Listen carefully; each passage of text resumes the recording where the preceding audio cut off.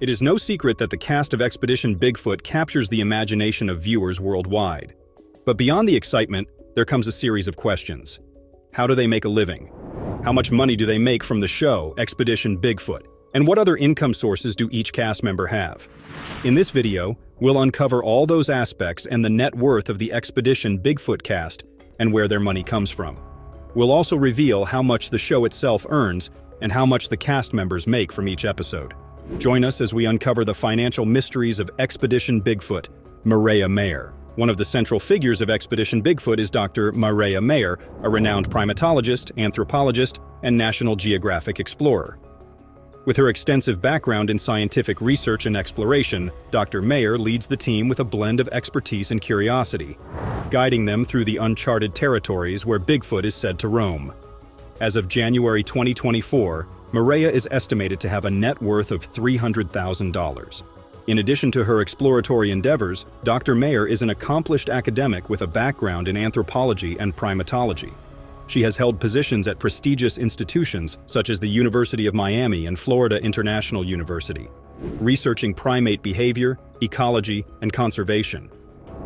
Her scholarly contributions, including numerous scientific papers and articles, have advanced our understanding of the natural world and informed efforts to protect endangered species.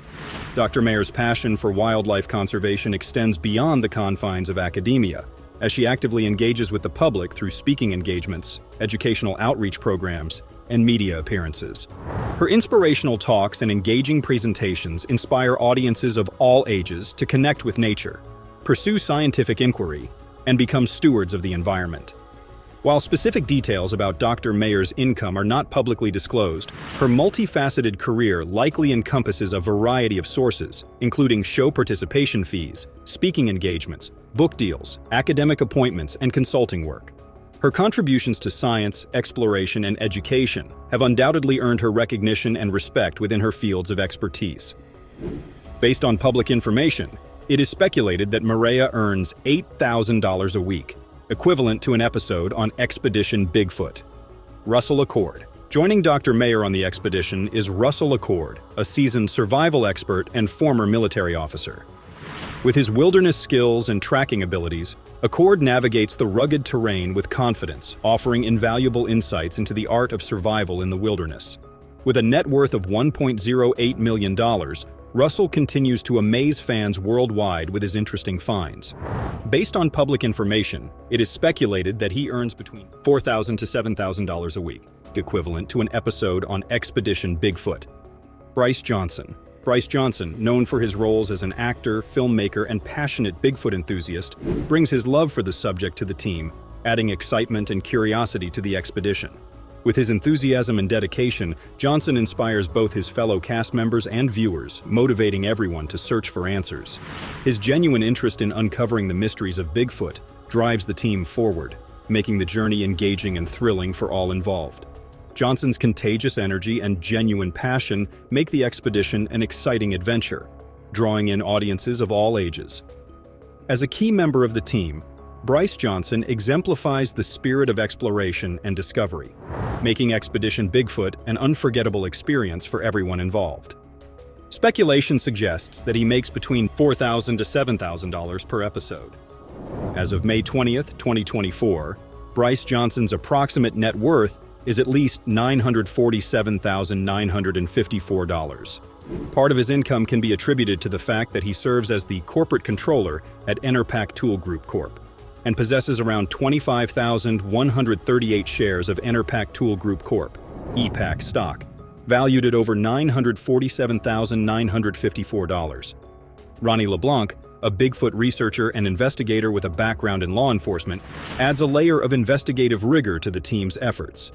With his keen eye for detail and analytical approach, LeBlanc sifts through evidence and eyewitness accounts, piecing together clues in the search for the elusive creature. He is the richest member of the team, with an impressive net worth of $2.29 million. Based on public information, it is speculated that he earns around the same as the other two cast members what I talked about previously. Ryan Golombeska.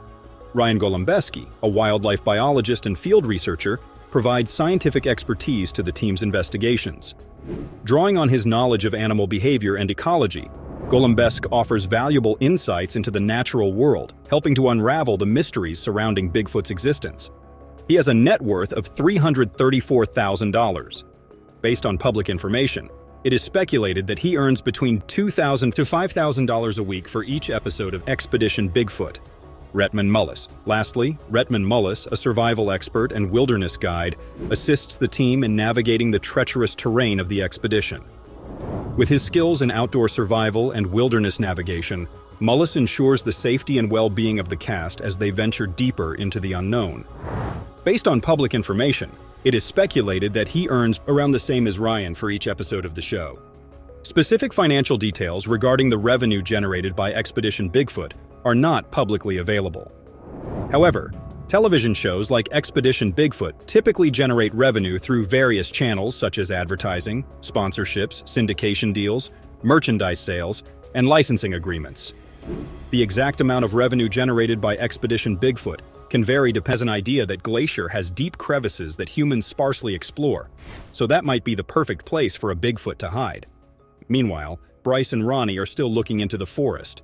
It is then that Ronnie spots a claw mark on a tree and excitedly calls upon Bryce to check out his fresh finding. Now that can be the claw mark of a bear, but Ronnie is pretty much positive that it isn't because bears usually leave parallel lines. Ronnie is certain that whatever carved those lines looks to be really strong, big, and incredibly tall. Bryce remembers a witness telling him that bears usually make scratching sounds with their claws, but that thing usually claws out, making a sound as the whole trailer has gone wild. Soon they hit a trail with visible tracks, and Bryce feels that they are closer to their major discovery. However, to their dismay, there is nothing but a rocky clearing by the river stream with no tracks. Bryce hopes Russell and Maria have better luck than them. In pursuit of whatever they spotted on top of the ridgeline, Russell and Maria completed a dangerous climb to the top of the glacier. Russell is worried that if that creature escaped into the interior, they would never be able to find it. Maria shivers due to the freezing cold and remarks that it can be a brutal environment for any animal to live in. A glacier doesn't really seem to be an area for a large primate to survive. But if it is being used as a conduit to another place, or as a hiding place, then that can be a possibility. Russell knows that locating the tracks will be a toil on that slippery Alaskan snow. Russell and Maria decide to stick to the path of the water stream, as most animals will follow those waterways, and Lucille is certain that the Bigfoot will be doing the same. The duo spots an ice cave, and Maria comments that it can be a shelter or a hiding place for the creature. They both decide to hit the cave precariously. Mireya knows that a glacier is always in motion, and an ice cave like this can form quickly and go on for miles. They have no idea when it was formed and how stable that is, but at this moment, that is the only place an animal would run to from the position that it was spotted. They also find a fresh stream of water, and Russell comments that it is a huge find, because if an animal wants to survive in this kind of environment, it would try to find a shelter like that cave, which also acts as an escape route. The amount of running water in this cave will match the sound of anything coming through here, as well as erase any footprints or anything left behind. Still, they are unable to find any tracks, but they keep on moving. Later, the cave opens to a vast clearing, and Maria predicts that the creature is going to keep moving south, where they are going to get more darkness. Here they are talking about a mountainous landscape 3 times the size of Texas, so their chances of getting something on foot are non-existent. The team, with the help of the producers, negotiated with a Juneau-based company to acquire access to a helicopter.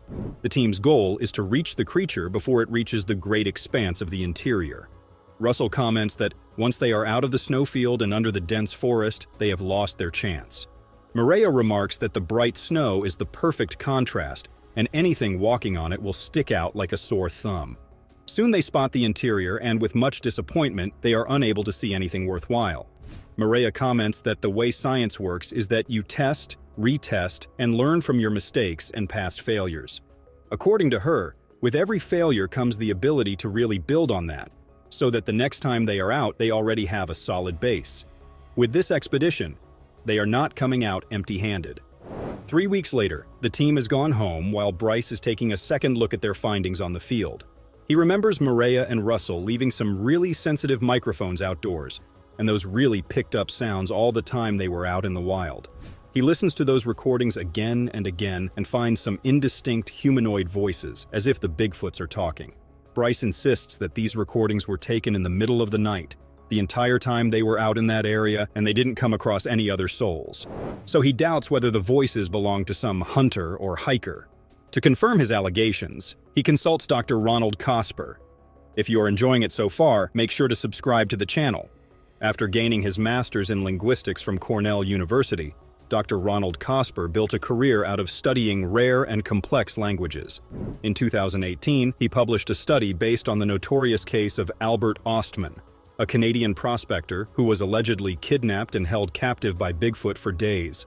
Based on the testimony of Ostman, Cosper believes he has translated several words spoken by the beasts. Bryce has already given Cosper his analysis, and the latter confirms that the voice recordings definitely sounded hominid or near human to him. Bryce inquires whether Cosper was able to decipher any possible words coming out of the Bigfoot's mouth. Cosper replies that he certainly was able to figure out waves, flat, and kumba. However, the amount of noise and distance have to be kept in consideration. Cosper then makes the startling revelation that there were two Bigfoots instead of one. The words flat and waves were said by one individual, while kuma was said by another individual. Cosper's deciphering actually matches the findings of the team, because they also found multiple hand and footprints while on a search trail. Bryce then asks Cosper whether Bigfoots are capable of language, and the latter replies that Yowies, who are the Australian version of Bigfoots, do converse in a peculiar language when in a group. Soon the team is walking away from Alaska with possible audio evidence, screams and howls, and 3D scans of footprints and handprints. This means that their work has just begun.